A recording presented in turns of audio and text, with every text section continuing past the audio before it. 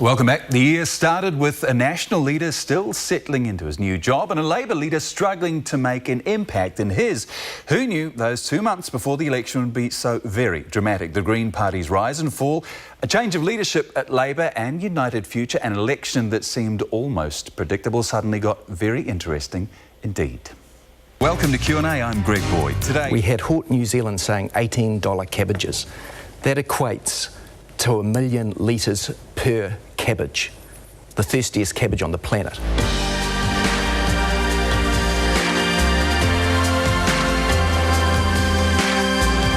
New Zealand is not for sale. It is the most sensational country on the planet. I think you'd better hold on to your land. I look at the landscape, I don't look at the ownership.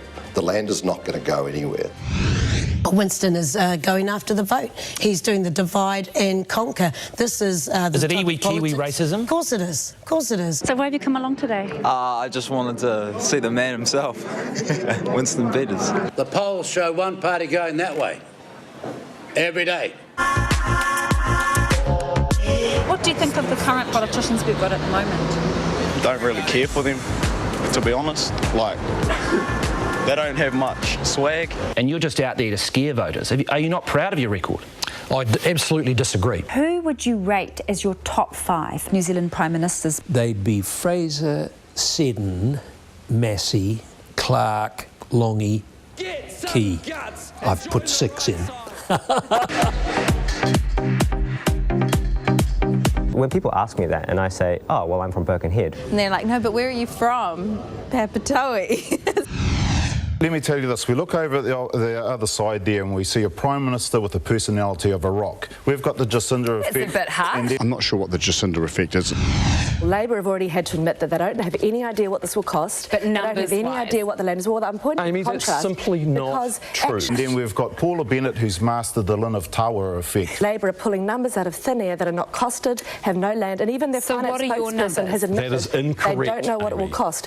Shane. I'm Shane, hi. I'm following his instructions, Winston. Shane, don't sit on your nono, go and meet the people. Sweet. This is our recycling lineup. Green bottles, clear bottles, plastics.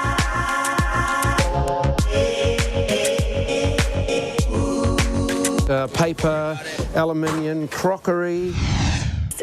I had a tiny little baby. My job was to take care of her, 100%. She had nobody else to, she had me to rely on, and that was my job. You would do it again? They were the choices I had. Do you think Peter Dunn will be returned? Yes, I do. Time for a change. It was a time for a change last time. Because it's time for a change is really a silly argument. 48% of eligible voters picked Labor candidate Greg O'Connor. 34% chose Peter Dunn.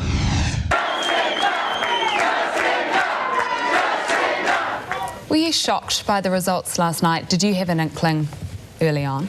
No, I didn't. I actually thought we were there. No, I mean, last night I was saying that we could do it. It is possible. We can form a government. We're not having coalition negotiations on Q&A. This is the first time we've had a proper coalition for quite some time, and one of them is known for not playing too nice. How do you manage this? Very interesting that Jacinda Ardern refers to him as Mr. Peters. But look at what the house is built on. This is the very best soil for growing our food. Food security should be at the foremost of everybody's minds. Our policy is to get rid of the urban growth boundary. You can't just smash down the rural-urban boundary without having a food policy plan in place. Goldridge, your background obviously is a human rights lawyer. It's a hell of a change for somebody so young to have gone from that to go to this, isn't it? I don't know that it is. I see it as a continuation of the work that I do. There'll be no more sitting on the couch. Sitting on the couch. There'll be no more sitting on the couch. This is the inner sanctum. So what's Jacinda like to draw, Tom? I'm still learning. I'm still breaking down the DNA of her face. Regardless of my age or generation, I hope to speak on behalf of New Zealand and its view as an international player. For you too.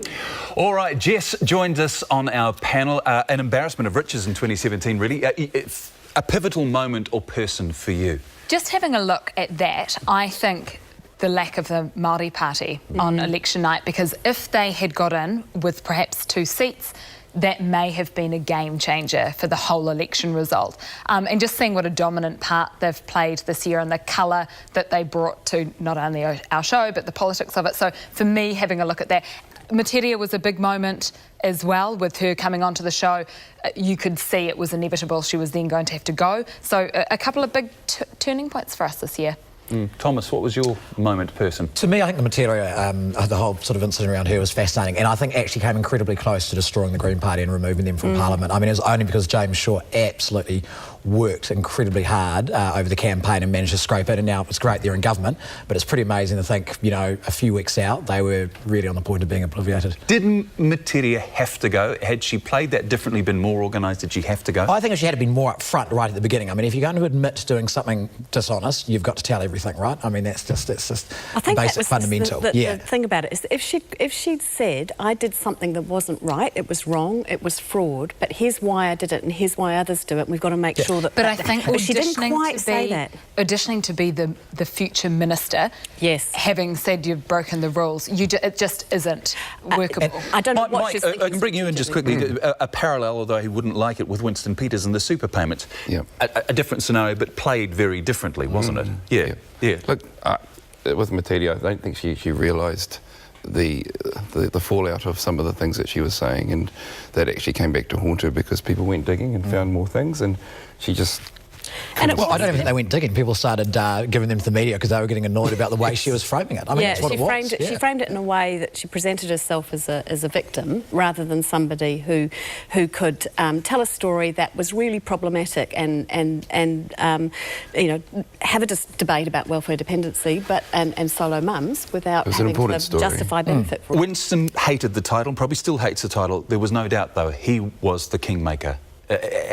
Was it a masterclass, or what did you make of how he played all of this? It was, and I think that's what Labor's struggling with now, that you know, they got lucky, as well as they ran a fantastic campaign, as well as Jacinda really acing it. And you'd have to say that the moment of the year was her first press conference, where she came out and gave this absolutely stellar performance, where she didn't put a foot wrong, she answered questions, she managed media in a way that was respectful, she was relentlessly positive and has remained so. So, but you know, you're right. They depended on Winston going with them, and I think that you know, he could easily have gone the other way.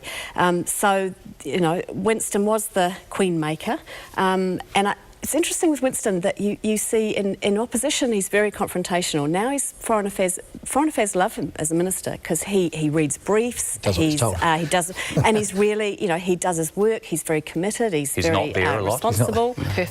But you know, he will knuckle down. Here's something that everyone was saying, that if Winston, either way, wherever Winston went, there'd be trouble. No one in the media said it. No one was thinking that actually everyone might stick to their knitting with this one. And actually... It's a bit too soon to speak, though. I mean, I guarantee you, though Winston's the queen maker, I think he'll also be the end of this government. I think he's pathologically incapable of being constructive for too long. But I think in government, it's different. I think he wants to be in government because he actually wants to get stuff done. And I think in 2018, you'll see two themes coming through. One will be a very New Zealand first theme, because Shane Jones has got the portfolio, regional development. And if they can fix those forgotten corners of New Zealand and move away from this sort of Auckland-centric approach to politics to the regions, that'll be quite transformational. Jess, you at the coalface, you were with Winston Peters for a lot of his campaign. Life for New Zealand first, beyond Winston Peters. Is it Shane Jones? Is it going to be Shane Jones? Yeah, and I think that's what he's being positioned for. I think what we're going to see is we're going to see a principled policy that Winston Peters cannot move away from, and that's what's going to be the downfall. There'll be something that he won't be able to stand up in front of people and say, I'm going to follow this, and I think that's what's going to happen with this. What do you think? I'm not sure what it will be, but I think what it might be, Jess, it might be this split between a kind of nationalism versus what Labor want, which is nation building. You know, they want to be nation building, infrastructure, you know, reaching out to the world. Parker wants to make trade popular again, but then there's this sort of nationalism which is ugly, which is anti-immigrant, which is anti-foreigner. We will leave that there. We're not done yet, though. Your feedback and the final word from our panel after the break on Q&A. See you shortly.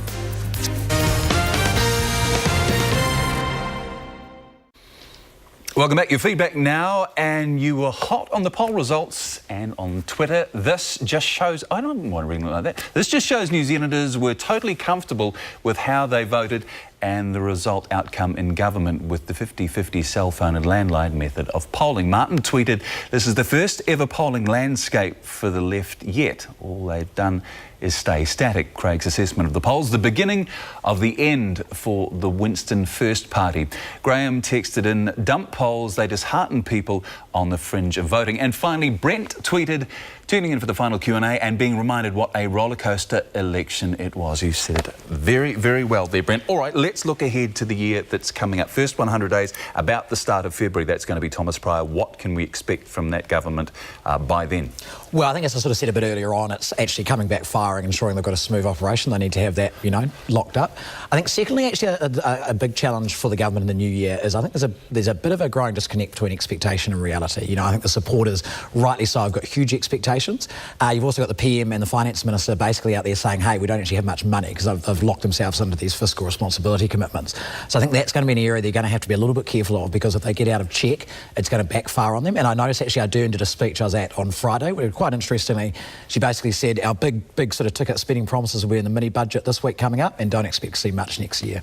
Mike, expectations in Porirua, because expectation is the key word. This is a government that's promised a lot, very positive so far. Expectations in your patch? Look, they've got a bit of work to do in the new year, and getting things over the line is really important. I think specifically on housing, education, they can sort out health and child poverty, which is also a priority. I think Porirua's got a part of Porirua that they can focus on and actually do something really good for our city. We're actually really optimistic. The housing side of it, Jess, you had Phil Twyford on a couple of weeks back. It's basically working out to about a house an hour. Yeah, that's what we worked out, about 27 a day, so roughly a house an hour. And I think that the pressure on them to deliver is going to be huge. No one expects them to do something in the first few months, but you've got to start going and you've got to start building these houses. They took a very big game in opposition about how they could solve this, and let's hope that we see the houses rolling out next year, but we're going to have to see some action on this, because he's certainly talked it up, that's for sure. Of course, there are going to be things it can't do and won't be able to do. What will be the thing that the public will really take this government to task for failing on, Josie? What's their number one thing? Housing's one of them, obviously. They've made child poverty the number one thing, and I think you're right, Jess. They've got to have interim targets that they can show to the voters that they've actually achieved an interim target. So, we've had the week of the BIMs, the briefings to incoming ministers, which is a little bit like reading the Old Testament. There's sort of, you'd think New Zealand was going to hell in a handbasket. There's a housing shortfall. Well, they're delivered on tablets of stone. That's part of the reason why. That's right. Sure. But you only get away for a little while of saying, we inherited a mess. You've got to be rolling out some interim targets, and I think child poverty will be the big one. Regions will be the big one, and the other one, Parker is emerging as Labor's sort of high priest and Mr. Fix-It. That this bid he's got to make trade popular again. That's about really selling the benefits of trade for the many, not the few, and selling standards and benefits to people and wages and so on. So they've got a big task ahead of them, and I think that's why you're seeing that poll still sort of settling, because people are waiting to see, so they'll need to see some benefits in the new year. Thomas Pryor, on the child poverty, unusually for a Prime Minister, this has been the cause for Jacinda Ardern. This is what she's taken on very personally. Absolutely. And there's a political risk associated with that, right? Because she's made that the marker of whether she, is successful or not, I think, as Prime Minister. So I think on one level it's courageous, it's brave, and it's absolutely a hugely important issue. But if she doesn't achieve and get some significant outcomes there very quickly, then I think there's going to be some hard questions asked of her. And it's interesting, we've seen those figures come out in the last week that actually, under the last government, the stats on child poverty were actually improving. And so it'll be fascinating to see how that is spun and how much of the kind of legacy from Nationals policies in that area will keep on delivering versus what actually Labor's going to do differently. The other big issue that I think that's going to bubble away next year, and there'll be something that emerges, will be internationally. So either it'll be something in North Korea, who knows if Trump will survive. Now, Watergate took 2 years to roll out, so the fact that he hasn't been impeached yet or he hasn't had to resign, we just don't know what's going to happen. But in the meantime, there could be something that happens that means, suddenly New Zealand has to make a choice as to whether or not it goes into coalition with an American-led coalition or a European-led coalition. trade deals. We've got negotiations starting with the EU. The various hotspots. Pacific is a real hotspot. Climate change, and also we've got independence referenda in Bougainville and also in New Caledonia. Speaking of relations, though, on the domestic front, Jess, we touched on this before. The Greens, New Zealand First and Labour, that is going to be a mission to keep together, isn't it? Yeah, it seems that way. I think you're right. I think Winston Peters is very much head in the Foreign Affairs portfolio, and he has been a great Foreign Affairs Minister before. He will do that. As soon as, I guess, he comes back here and comes up for air, I think that's when you're sort of going to see that imbalance. You've got him playing a big part, the relationship he has with Jacinda Ardern, and the mix of the Green Party all swilling together. It's a very interesting and unusual cocktail, and we'll have to see how it plays out. And not much discretionary funding, right? I mean, not much money in the next 3 years to throw at something that might quell discontent. Yeah, amongst the coalition. I also think, when you were talking before about National looking for friends, we're going to have to see some kind of other party come into play with this, and it will be interesting to see whether it's a slightly more green-blue party that we see play out, and see how that changes the shape of politics, whether it's someone who tries to fill that hole left by United Future. National's going to have friends or create its own friends, giving someone a seat, and I think that will be interesting. I think they'll be watching how this plays out with the three of them to see where the gaps are to try and create that. Mike Tunner, just finally, the Māori Party gone, basically, into oblivion. Has Labour taken all the oxygen away from like that, or could we see another Māori-type party developed? I think we definitely could see another Māori-type party develop. I think it's actually, again, in Labour's court, really. If they want Māori to support, then they actually need to be talking about things Māori. Excellent. Thank you very, very much to all of you. And that is our lot for today and for the year. Remember, Q&A repeats tonight at 11:35. Thank you for watching. Thank you for your contributions. We're absolutely thrilled to confirm that New Zealand On Air, bless you, has funded us for another 40 episodes next year. So we will be back again in March. We love what we do, and we love that you keep watching us every Sunday morning at 9. Those are the questions. Those were the answers. That's Q&A. Have a very Merry Christmas from all of us. Funding for Q&A is provided by NZ On Air's Platinum Fund.